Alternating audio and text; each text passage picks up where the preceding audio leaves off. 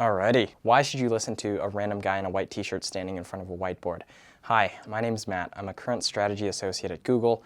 Prior to that was a management consultant at BCG. And today I'm going to explain to you how to explain complicated concepts to anyone. Now, this is a skill that literally anyone can benefit from, regardless of whether you're a student right now or a working professional, or even if you're in academia. Because not only is this going to save you so much time because you won't have to re-explain things to people over and over again, this will also just give you a very useful skill that can be applied in many, many different situations, both in and out of work. And so without further ado, let's get right into it. So the first thing that we need to understand before we even think about how do we explain a complicated concept to a friend or a colleague or a coworker is, do we even understand what we're trying to explain in the first place? And so I know some of you are probably thinking, what are you talking about? Of course I understand the thing that I'm trying to explain, but hear me out. A lot of people don't really understand things nearly as well as they think they do. Part of it has to do with the fact that our egos don't allow us to admit that we don't know something as well as we think we do. And a lot of us tend to overstate our own abilities. I'm guilty of it, and I'm sure some of you are as well. Now, the reason why it's so important to understand what we're trying to explain is because, again, if you don't understand it and you can't explain it in simple terms to someone like a 12-year-old, then you don't understand it well enough. And if you have to resort to explaining things using complicated concepts or jargon, if you're in a technical field like medicine or engineering, then that means that you simply don't understand it well enough because you're not able to break it down into first principles and to really understand the key components of a core concept or idea. Now, the best method in my experience to understand something is to just try and explain it to yourself before you explain it to anyone else. And it really helps if you write it down and you use as few steps as possible. Because basically what this is going to do is it's going to force you to take away all of the fluff and to be very concise and to truly understand what you are actually trying to explain. Because say, for example, you're in the medical field and you're trying to explain a concept that people in the industry would know very well, but somebody outside of the industry will have no idea what it is. Or for example, maybe you work in finance and you want to explain a complicated financial concept to someone who has very little context or knowledge of finance. Well, the thing that you should try to do is you need to explain it like you're 5, right? There's a popular subreddit called Explain Like I'm 5, where people basically ask questions about complicated things, whether it's quantum physics or medicine or technology, and they ask people to explain it like they're 5 years old. And the reason why people want you to explain it like this is because if you can explain something to a 5-year-old, then theoretically, anyone older than 5 years old should be able to understand it. And so this is what we're trying to get at. If you're not able to explain a concept to a 5-year-old without them being confused and not understanding and needing multiple clarifications, then you probably don't understand it nearly as well as you think you do. But let's say that you do understand the concept very well, which brings us to number 2, which is be structured. Now, what does being structured mean and why is it important? Being structured means that when you explain something to someone or when you say anything in a meeting, for example, or talking to your boss at work, or to your professor in office hours, you say what you're going to say before you actually say it. Now, I know that might sound really silly to some of you, but what I mean by that is if you're going to explain 3 different problems to your professor, then what you want to do before you even dive into each of them is you want to say, okay, so what I'd like to do today is I actually want to run through these 3 problems with you. Or, for example, if you're a working professional and you're trying to explain some work that you've done to your client or to your boss, say there's 3 different work streams, what you're going to say before you dive into any of them is you're going to say, okay, so what we've done is we've pushed forward on 3 different work streams, and what we'd like to do today is to run through each of those with you. 1, 2, 3. And the reason why being structured is so effective and just literally listing what you're going to say before you dive into the detail is because this basically primes the other person's brain to listen and to understand. Because whenever you say something like, okay, so I'm going to explain 3 things to you right now, and I'm going to explain number 1 first, and then number 2, and then I'm going to end by talking about point number 3. What's actually happening in the listener's mind is their brain is actually subconsciously thinking to itself, oh, okay, so something important is about to be explained to me, and I need to pay attention, and I need to retain that information and connect the dots between the disparate bits of information that I'm about to receive. And so it's a small thing, but what it actually does is it really, really helps with preparing people to actually listen to what you have to say and to actually understand the thing that you're trying to explain. And so it's not just for you to be organized, it's also for them to subconsciously prepare for learning something new. But the other thing that you really want to focus on when you're being structured is you want to do what's known as top-down communication. Now, top-down communication is very popular among management consultants, but it's a concept that is applicable to literally anyone. And all it means is that whenever you're explaining something, you're going to start with the main idea or the main key takeaway first, and then you're going to progress into subpoints, and from there explain further in detail the supporting evidence or the supporting data points that support the previous points.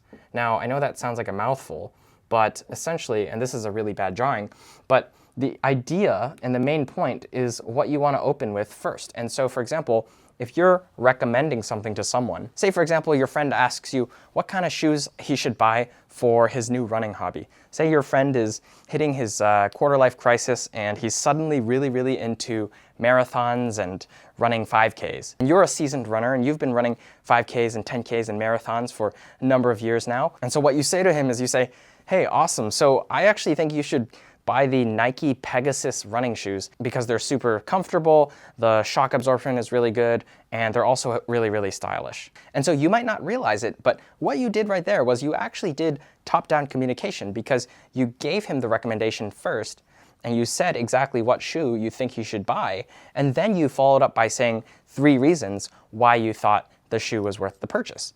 Now, conversely, if you were to take a bottoms-up approach, you would have started with these details and you would have said something like, well, you know, what's really important when I think about buying shoes is I want a shoe that is very comfortable, I want a shoe with very good shock absorption, and I also want shoes that are very stylish.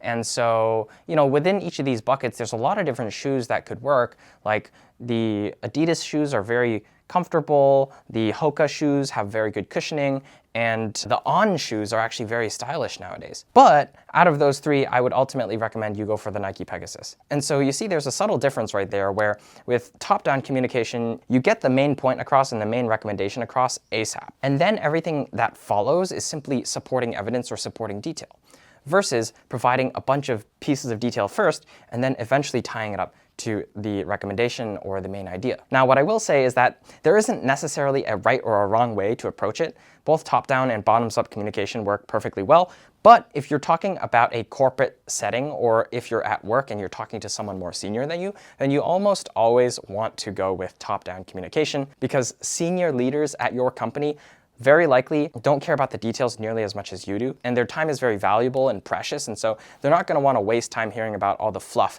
before you get to the main point. Just get to the point and tell them what's up. And so top-down communication is a really good habit to get into whenever you're talking to anyone and you're trying to explain a problem, say to your boss.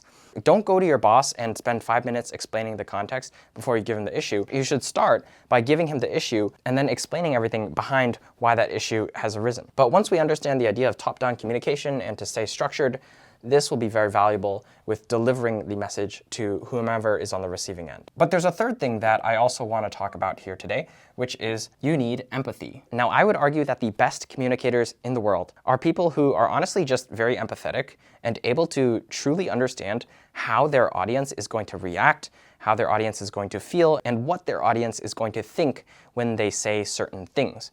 Now, a lot of people might think that they know what other people will say or think or do when they say something to them.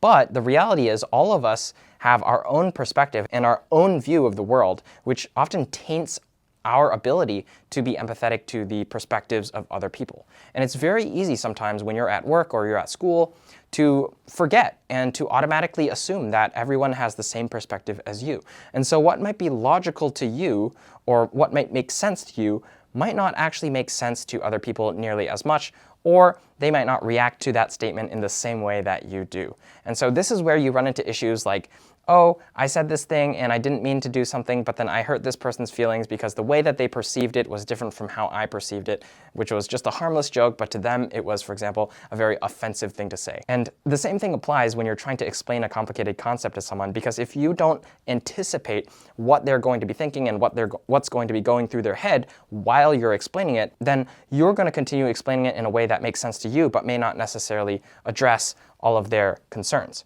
Now, a classic example of this is if you're a student in college, college professors are notoriously terrible at teaching. There are many, many professors at top universities all across the world who do incredible, incredible research.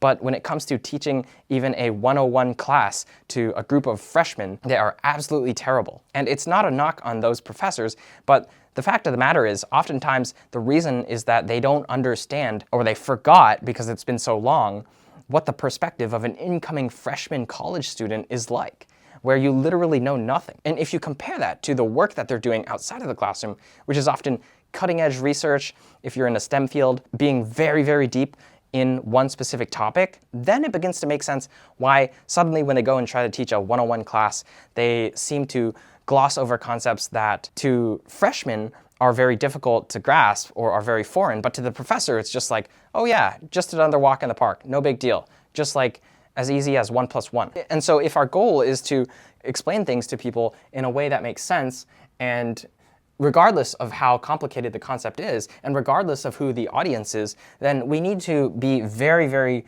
attuned to how they're going to think and how they're going to feel. It's been said before, but knowing your audience is truly the #1 most important thing to keep in mind when you're delivering any kind of message to a group of people or even an individual person. Because think about the times when you walked out of a class lecture or you walked out of a meeting and you thought to yourself, wow, this person, they are so good at explaining stuff. They really understood how I was thinking about it and they understood how I felt and they literally read my mind, right? When people say things like, oh, you read my mind, it means that you were able to successfully understand your audience. And so you were able to say things like, now I just said this, but I know what you're thinking, but let me address that like this. Or now I know I just said a bunch of stuff, but hear me out, this is why it's important. Small things like that are actually indications that you understand your audience and you're acknowledging what's going through their mind as they listen to you. Because the worst thing is for the person in the audience or the person you're speaking to be thinking in the back of their mind,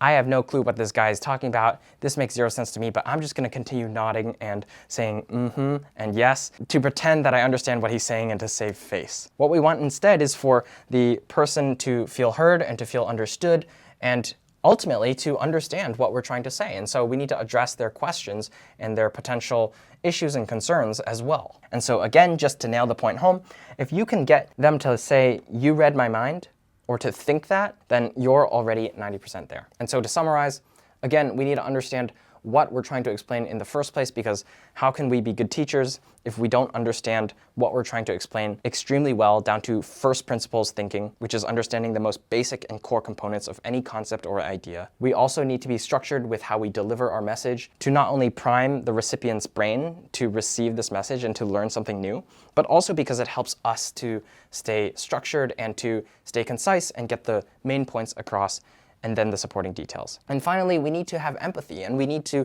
know our audience and we need to understand what's going through their mind and how their perspective might differ from ours. And so if you make sure that you're doing all three of these things, then you'll be able to explain complicated concepts to literally anyone. Thanks for watching, and I'll see you in the next one.